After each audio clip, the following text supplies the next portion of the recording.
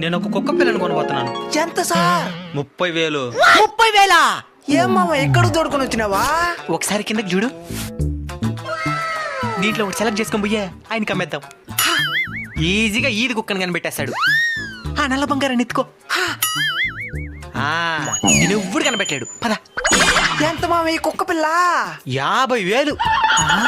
German shepherd పేరునేవా? ఇది African shepherd. నాకు ఇచ్చేయండి ఆ కుక్క పిల్లి. 50,000 ఇది. నా దగ్గర ప్రస్తుతం 30,000 ఉంది. 20,000కి బాండ్ పేపర్ రాసిద్దులే గాని. 10,000 ఇవ్వండి చాలు. మిగతా 20,000 దీన్ని బాగా పెంచండి. ఆఫ్రికన్ చెప్పండి. మామా ఏమైనా నా బిడ్డతో బేరలాడుతున్నారా? మీతో ఒక నిమిషం మాట్లాడాలి, రండి. పోదాం పద.